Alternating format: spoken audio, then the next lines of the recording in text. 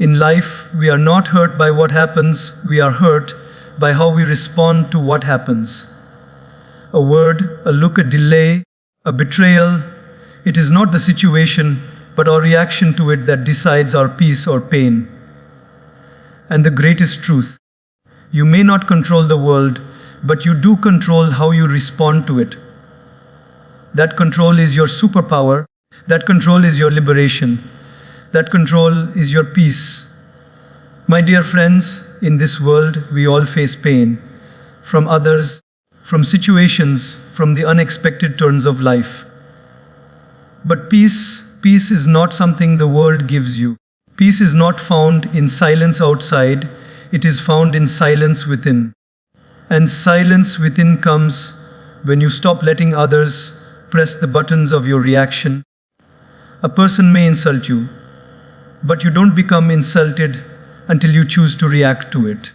A situation may be unfair, but you don't become disturbed until you feed it your emotional energy. And here is the highest truth. When you give someone the power to disturb your peace, you have given them the power over your mind. Why give that power away? When we live reactive lives, we live in chains. But when we become conscious and choose our response with awareness, we live in freedom. The peace you seek is not in controlling people. It's in controlling your reaction to them. It's in not allowing temporary events to steal your eternal connection with God. Because when you respond from the calmness of your soul, not the chaos of your ego, you rise above the noise. You become powerful. You become untouchable. Remember, the world may throw storms at you, but you decide whether to be a storm or a still lake. You can't always change what people do, but you can always change how you respond. That is real power. So today, let us reflect on how we can rise above emotional slavery and live in the peace that comes not from the world, but from the presence of the divine within us. Pause before you react, find God in the silence. There is a moment, so tiny and fleeting, that often gets lost between what happens to us and how we respond. It's that sacred space, that breath, that pause, where everything can shift, but most people rush past it. Something is said to them, and their reaction explodes like a volcano. Someone disappoints them, and the storm inside erupts. But what if we told ourselves that peace isn't something that life gives or takes? It's something we choose in that pause. Imagine a situation. You are driving in heavy traffic after a long day. Suddenly, someone cuts in front of you without warning. Your hands tighten around the wheel, your heart races, and instantly, your mind prepares to react. But right there, in that one breath before you yell, honk, or curse, lies a choice. If you pause just for a moment, you will see this person isn't your enemy, this moment isn't your punishment, and your peace doesn't have to become a victim of someone else's recklessness. Why is that pause so powerful? Because it is in that pause where you are no longer living automatically. You are no longer reacting like a puppet. You become conscious. You step back from the emotion, and in that stillness, you can hear the gentle whisper of God within you. You are not this anger. You are not this tension. You are bigger than this. Every reaction you give to the world is a reflection of your inner world. And when your inner world is filled with constant reaction, it is like a glass of muddy water. Nothing is clear. But when you pause, when you let the mud settle, clarity returns. That pause becomes your power. And in that power, you connect with your higher self, the divine presence that watches calmly as the world spins around you. Let's take another example. A loved one speaks to you with hurtful words. Maybe they're tired, maybe they're frustrated, or maybe they're simply unaware of how their words cut deep. Now, Your instinct might be to respond with equal harshness. After all, why should you tolerate disrespect? But that's the very moment where spiritual strength is tested. If you pause, even for a few seconds, and take a deep breath, you give yourself a doorway to peace. Maybe you realize that what they said had nothing to do with you. Maybe you recognize their pain behind their words. Maybe you feel God within you telling you, choose compassion over conflict. That's the strength the world doesn't understand. The strength of those who pause, reflect, and choose peace when they could easily choose war. The world thinks reaction is power, but reaction is weakness in disguise. Real power is in restraint. Real courage is in stillness. Real wisdom is in waiting. When you train yourself to pause before reacting, life begins to feel lighter. You stop carrying emotional baggage that was never yours. You stop burning in the fire someone else lit. And most importantly, you stop disconnecting from your own center. The presence of God inside you. God speaks the loudest in silence, not in noise, not in reaction, but in that sacred space between your feeling and your response. That pause is where you can feel the divine holding your hand, giving you clarity, calming your heart, and reminding you of who you are, a soul, not a storm. There was once a monk who said, if someone hands you a burning coal and you keep holding it, it's your hand that gets burned, not theirs. Similarly, when life hands you negativity and you grab it and throw it back, you're only continuing the fire. But when you pause, observe, and then decide not to pick it up, you remain untouched, you walk away whole, you walk away free. Try this in your everyday life. When someone frustrates you, instead of speaking instantly, sip some water. When someone insults you, instead of replying, smile internally and remind yourself, their words don't define me. When things don't go your way, instead of panicking, pause and ask, what is this moment teaching me? These tiny pauses will build a massive shift in your life. They will make your mind your servant, not your master. They will make your heart your ally, not your enemy. And they will make your soul a peaceful temple, not a battlefield. The world doesn't need more loud voices. It needs more silent strength. And that strength is born in the pause. That pause is not just empty space. It is full of divine presence. In that pause, God waits for you to choose peace. So next time, when life shakes you, don't react.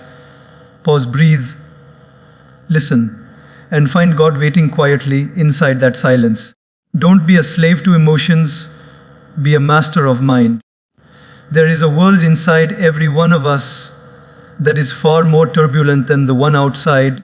It's not always the people around us who hurt us the most. Sometimes it's our own mind, our own thoughts, when left unchecked, become loud guests who don't know when to leave. And our emotions, when we don't understand them, become like wild horses pulling us in directions we never intended to go. Anger, jealousy, frustration, insecurity, they are not our enemies, but when we follow them blindly, we become slaves. And a person who is a slave to their emotions will always find peace slipping through their fingers like sand. Emotions are natural. God created us with a full spectrum of feelings for a reason. We are not meant to be cold or unfeeling, but emotions are messengers, not masters. They are indicators, not instructions. The problem begins when we confuse them as commands. Just because we feel angry doesn't mean we need to act in anger. Just because we feel jealous doesn't mean we need to act in bitterness. A mind that cannot observe its emotions becomes controlled by them. And a person who is controlled by emotions will react, overthink, lash out, break things, destroy relationships, and then live with regret. Have you ever been in a situation where something small happened? Maybe someone didn't reply to your message, or your boss pointed out a mistake, and suddenly your whole day changed. Your mood dipped, your heart raced, and you felt the need to do something about it. That's what it feels like when emotions drive the car and we sit helplessly in the back seat. You become like a kite in a storm, completely at the mercy of the wind. But we were never meant to live like that. The mind is meant to be the master of emotions, not the prisoner of them. Think of the mind like a sky and emotions like passing clouds. Some clouds are dark, some are light, but all of them pass. If you anchor yourself to every cloud, you'll never see the vastness of the sky. But if you observe patiently, the clouds drift away and the sky remains untouched.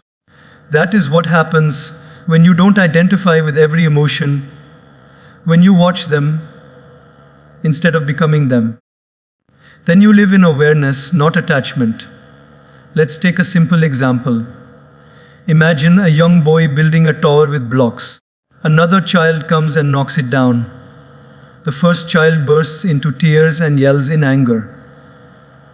But the mother standing beside him does not cry. Why? Because she can see the bigger picture. She knows this tower isn't permanent. She knows that this moment will pass. She knows the child can rebuild it. The same way, when we learn to step back and observe our emotions, we become like that mother, calm, composed, wise. But the truth is, many adults live like children emotionally. They cry when things fall, they scream when things don't go their way, and they react without thinking, not because they are weak, but because they have never been taught to master their emotions. That's where inner discipline comes in. That's where spiritual awareness begins. Not in rejecting emotions, but in understanding them. Not in suppressing pain, but in sitting with it, observing it, and responding wisely. Emotional maturity isn't about being emotionless. It's about being emotionally intelligent. It means feeling everything, but still choosing to respond with grace. It means being hurt, but not becoming bitter.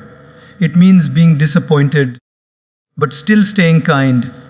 It means hearing harsh words, but not losing your peace. And this is possible only when your mind is strong enough to pause, to reflect, and to decide, not just react. Your mind, if trained, becomes your best friend. But if left untrained, it becomes your worst enemy. It takes you places you never wanted to go. That's why spiritual practice, reflection, prayer, journaling, stillness, they are not luxuries, they are necessities. They help you sit with yourself and see what is really going on inside. They teach you to identify your triggers. They show you where your emotional wounds are. And slowly, you stop being controlled by your emotions and start being guided by awareness. So next time an emotion rises, don't immediately act. Watch it, feel it. But don't follow it blindly. Ask yourself, is this emotion here to guide me or distract me? Is this a moment for silence or a moment for speech? What would my higher self do in this situation? These questions turn your emotions into tools, not traps. They become part of your growth, not your destruction. The difference between a reactive person and a wise one is not that one feels and the other doesn't. They both feel. But one is a slave to the emotion, while the other is a master of the mind. Be that master. The world needs more people who think before they speak, who pause before they react, who feel deeply but act wisely. And remember, God didn't place you on this earth to be ruled by temporary waves of emotion. You are not your anger. You are not your sadness. You are not your fear. You are a soul, vast, eternal, and powerful, who can observe every storm and still stay rooted. Be still, be aware, be free. People reflect themselves, not you.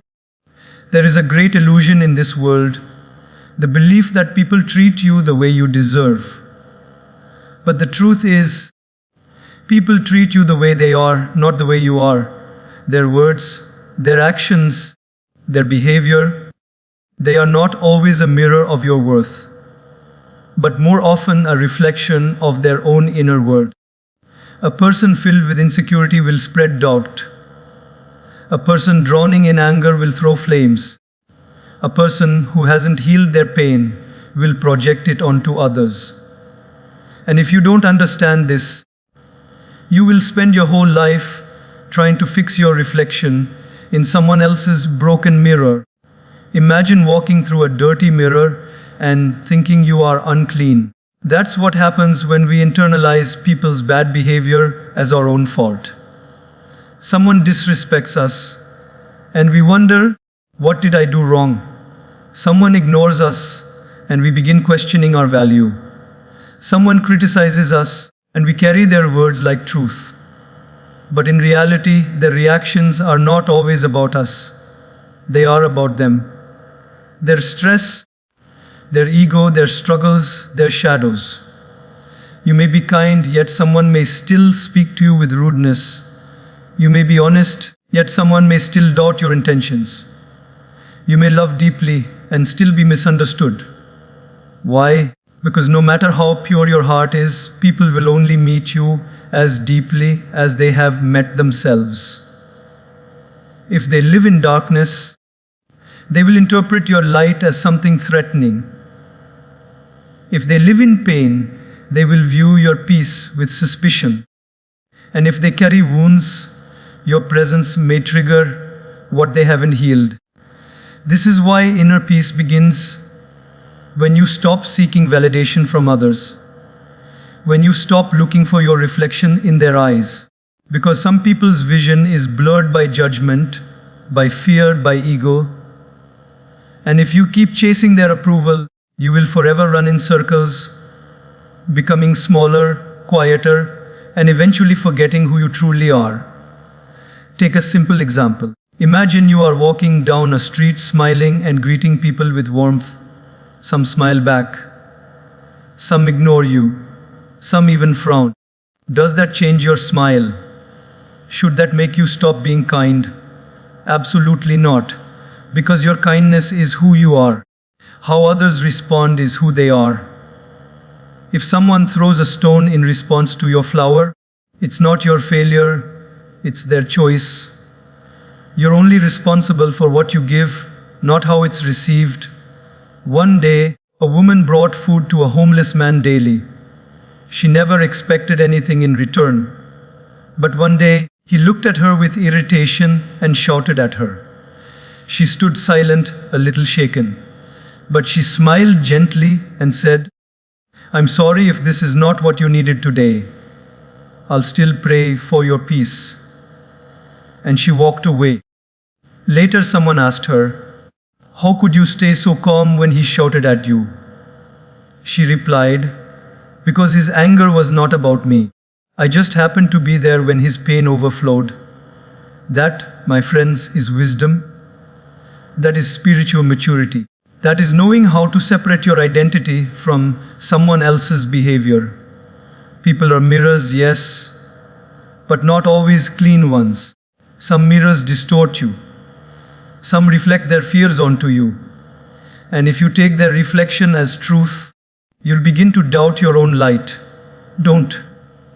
Always remember your worth is not a vote. It is not a score given by others. It is a divine gift from the one who created you. People's opinions may change with their mood. Their behavior may shift with their circumstances. But your inner truth, your essence, your connection with God, that remains untouched. When someone mistreats you, instead of instantly reacting, ask yourself, is this truly about me?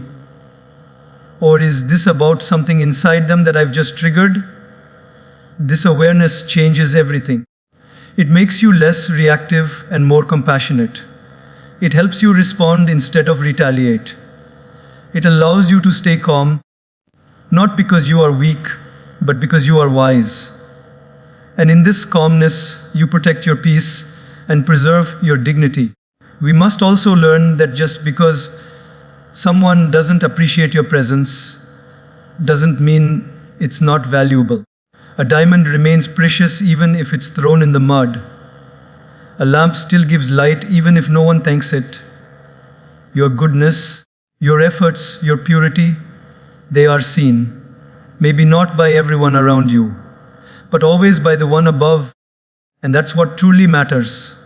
So stop shrinking yourself to fit into the small frames others have created. Stop changing your colors to match someone else's limited vision. Stop bending your truth to satisfy the ego of another. Instead, stay rooted in your values. Speak with grace. Walk with confidence. And most importantly, never let someone's inability to see your worth make you forget it. You are not here to be understood by everyone. You are not here to be accepted by all. You are here to live truthfully, to grow spiritually, and to love deeply, even when it's hard. So the next time someone judges you, hurts you, or misunderstands you, whisper to yourself, "This is not about me. This is their reflection." And walk on, peaceful, powerful, and free.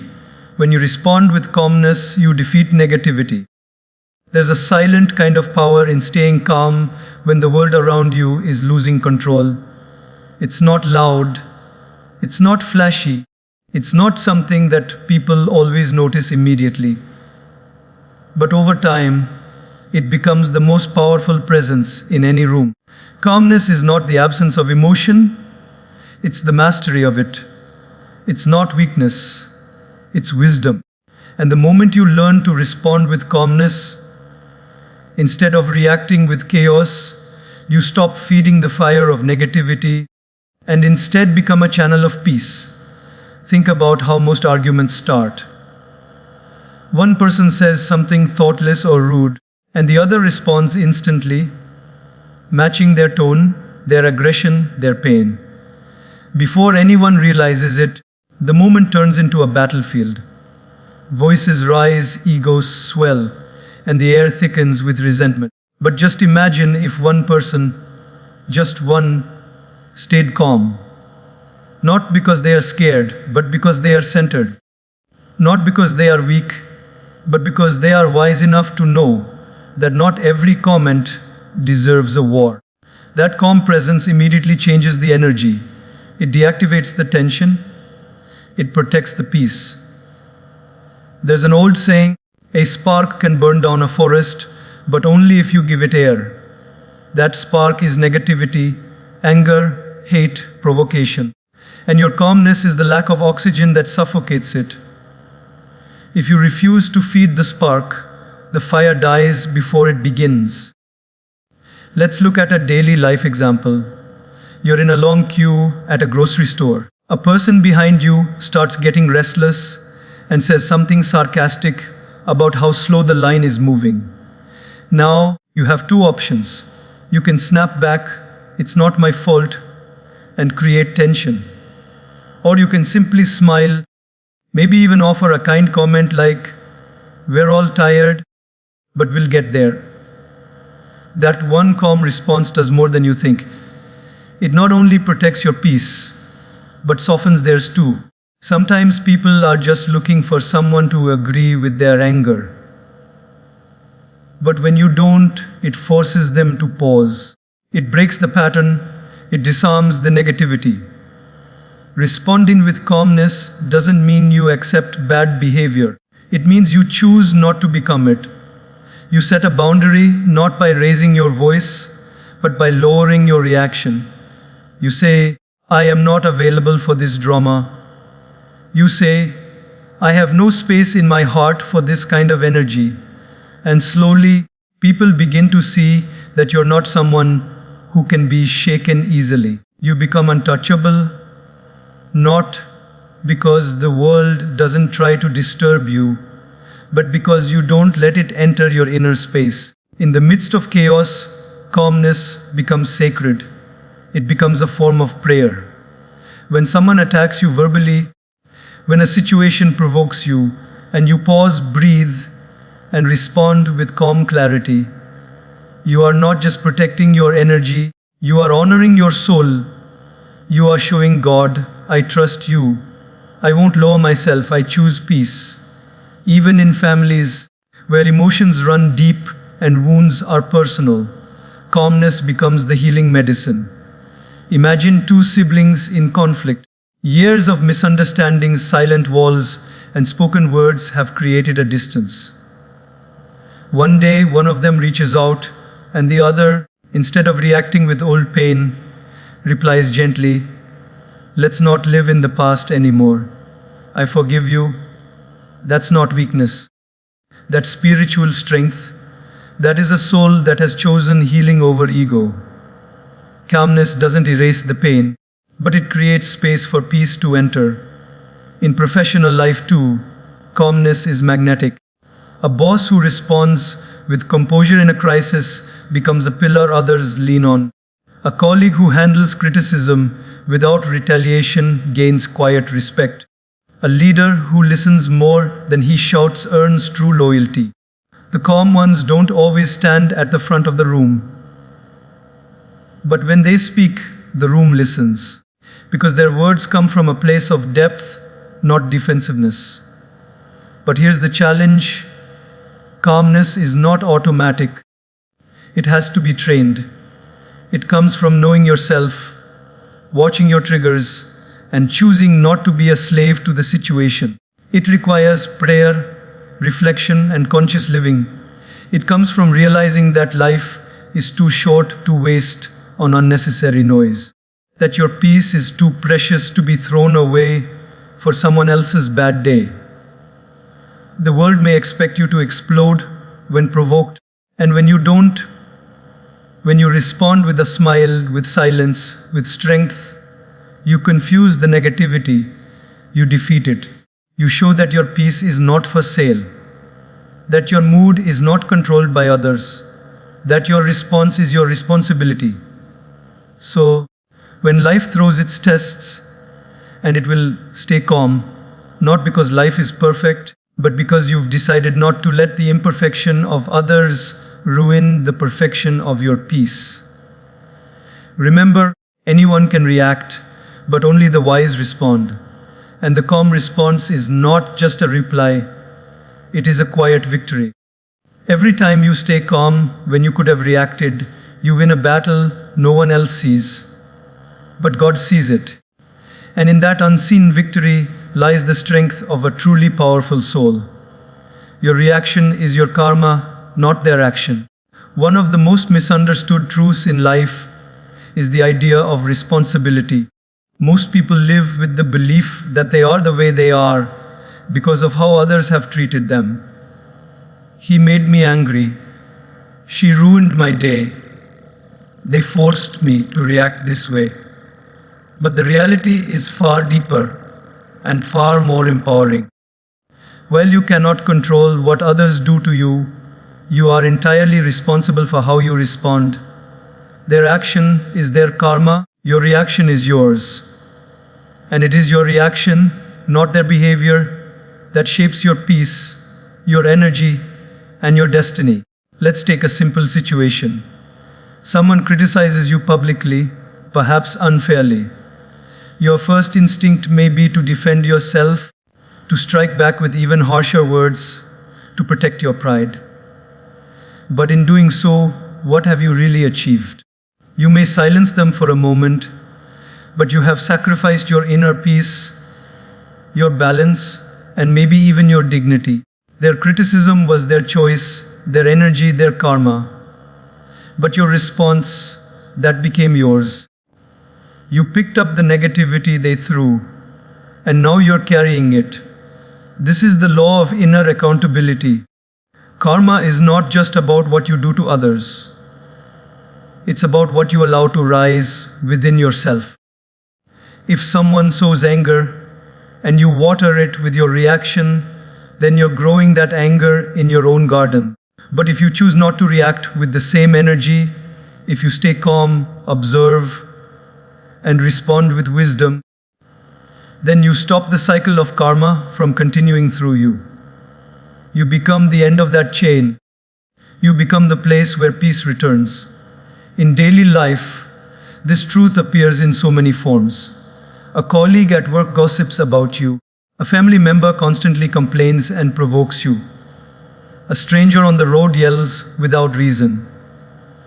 In each of these moments, you're given a choice to absorb their behavior and let it enter your system, or to stay conscious and remember, I do not have to carry their karma into my own space. That awareness becomes your shield. It doesn't mean you don't feel. It doesn't mean you don't have emotions. It means you no longer let others hijack your emotional state. There's a story of a sage who was once insulted harshly by a visitor. The visitor shouted, accused, and tried to provoke him, but the sage sat in silence, calm and undisturbed. Finally, the man said, Are you deaf? I'm insulting you, and you're not reacting? The sage replied, If someone brings you a gift, and you do not accept it, to whom does the gift belong? The man replied, To the giver. The sage smiled, Exactly. I do not accept your anger, so it still belongs to you. That is spiritual intelligence. The moment you react with the same negativity, you've accepted the gift and made it your own. But when you remain centered, when you choose not to act from impulse, you protect your soul from being polluted by someone else's energy. That protection, that restraint, that is the most powerful karma you can build. Our reactions are like seeds. Every time you react with anger, you're planting a seed of unrest. Every time you respond with calmness, you're planting a seed of peace. These seeds grow. They become habits. They shape your character, your relationships, your future. So if someone behaves badly and you carry that energy into your home, your children, your work, it becomes your reality, not just theirs. That's why it's not their action that damages your peace. It's your reaction that either maintains your heaven or creates your hell. Think of a lake. If someone throws a stone into it, ripples appear. But if the lake is still and deep, the ripples fade quickly. The lake returns to calm. Your mind is that lake. Every disturbance will cause movement. But the depth of your awareness decides how quickly you return to peace. The shallower your mind, the more disturbed you remain. The deeper your understanding, the faster you heal. And healing begins with this powerful truth. You don't need to match someone's energy to prove your strength. You don't need to raise your voice just because someone else did. You don't need to lower your standards to meet someone in their chaos. Your true strength is not in reacting, but in choosing not to. Not because you're scared, but because you've grown. Because you've realized that karma is not just an external law. It is internal. It is personal. It is sacred. So from this day forward, let your reactions be your offerings. Let them be conscious, measured, kind, and rooted in the awareness that you choose what kind of energy you want to live with. Let others do what they will. Let them project, provoke, insult, misunderstand. That's between them and their karma. But what you do with their energy, that's between you and your peace. That's between you and God.